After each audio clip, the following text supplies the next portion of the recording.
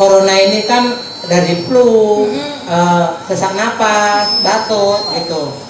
Terus kalau dibawa ke rumah sakit, orang yang sakit flu, batuk, pokoknya yang kayak gitu-gitu. Terus di apa namanya? Disendirikan apa namanya? Isolasi. Diisolasi. Nah, terus kalau udah diisolasi, katanya keluarganya nggak boleh nengok. Terus kalau nanti itu yang sakit itu meninggal, keluarganya nggak boleh nengok sama sekali. Tapi dengar kabar katanya dapat duit, itu betul nggak? Betul, dokternya. Banyak dokternya dapat rumah sakit. Oke, Ibu bilang langsung diisolasi kan? Karena kita semua ini adalah tersangka gitu. Kita nggak tahu di badan kita ini sebenarnya ada penyakit apa.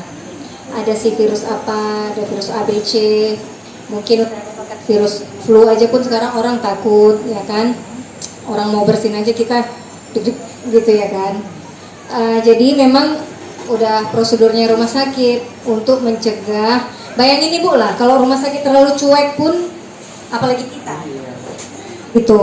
Memang rasa khawatir yang berlebihan juga nggak boleh, malah itu menurunkan imun kita gitu. Konon pula kayak Ibu misalnya ada tetangga yang dibilang kayak gitu, terus apa iya kita nggak bisa keluar rumah juga setiap hari kan nggak bisa juga kayak gitu-gitu amat ya. Gitu.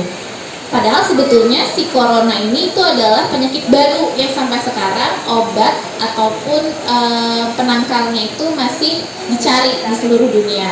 Jadi sebenarnya klaim-klaim atau pernyataan-pernyataan yang kayaknya terlalu gampang ataupun terlalu hebat itu perlu dipertanyakan. Jangan langsung kita percaya itu benar atau enggak. Terus kita di sini dapat ilmu. Pastinya kan kita jadi tahu, yang dari nggak tahu jadi tahu masalah COVID ini.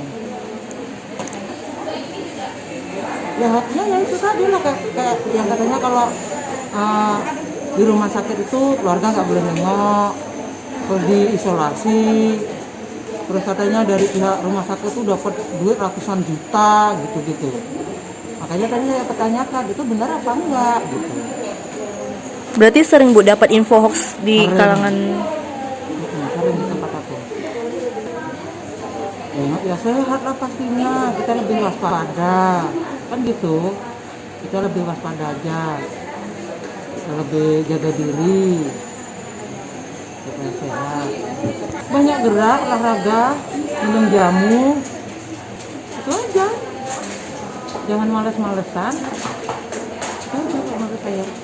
Tidak percaya atau skeptis, untuk bisa yang pertama cek dulu itu beritanya dari mana sih, atau kita bisa cek beritanya itu benar atau enggak dari situs, ada namanya, kita lihat, buka Google lalu ketik COVID-19, atau yang kedua bisa dari situs covid19.go.id, ada Hoaxbuster, jadi ada aplikasi tersendirinya untuk bisa mengecek apakah berita itu hoax COVID.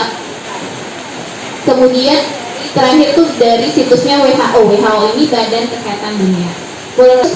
Yang dari pemerintah kan ada tuh setiap sore biasanya ngumumin virus corona oleh ketua gugus.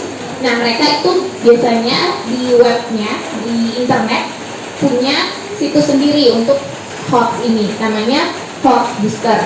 Jadi bisa dilihat, dan aplikasinya kalau mbak-mbak di sini ada punya HP Android itu bisa di-download, jadi bisa lebih cepat untuk mendeteksi kira-kira itu beritanya hoax atau bukan.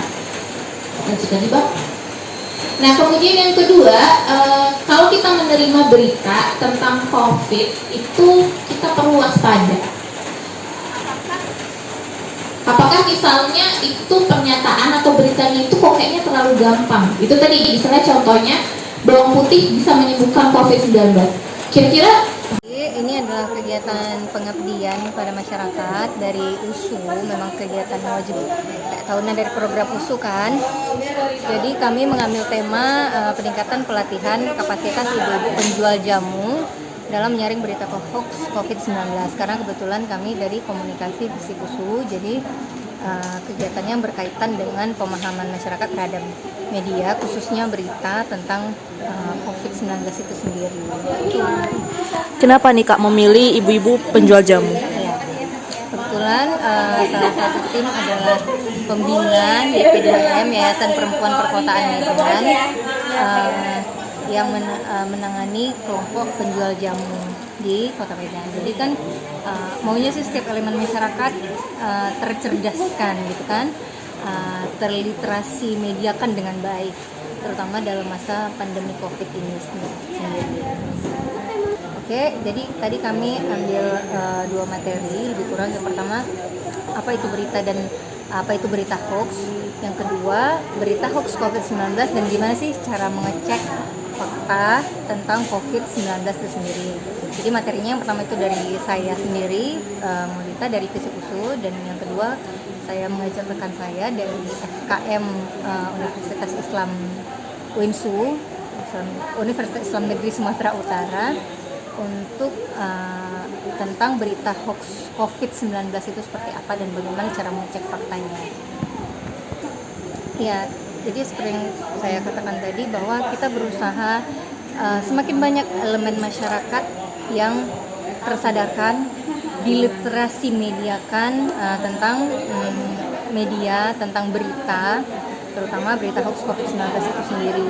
Dan ibu-ibu penjual jamu itu sendiri juga, kita sering dengar berita jamu bisa menangkal corona kayak gitu kan, bawang putih bisa menyembuhkan penyakit corona. Jadi lebih kurang tujuannya adalah untuk mengajak ibu-ibu penjual jamu itu sendiri lebih aware tentang berita hoax COVID-19 itu yang sedikit banyak melibatkan dunia mereka juga, karena ada unsur obat-obatan di dalamnya. Itu benar atau enggak, jadi kita ajak mereka berpikir bersama-sama. Lebih kurang seperti itu. Jadi pada dasarnya memang pendidikan literasi media itu harus dijalani bersama-sama gitu ya.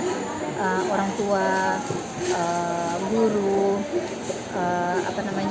wartawan itu sendiri sebagai produsen berita gitu kan, terus masyarakat juga secara umum.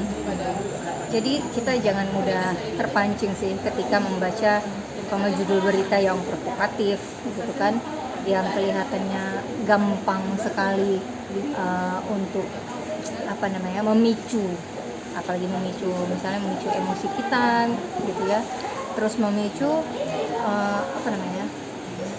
apakah itu bisa jadi kemarahan kah, atau seakan-akan berita itu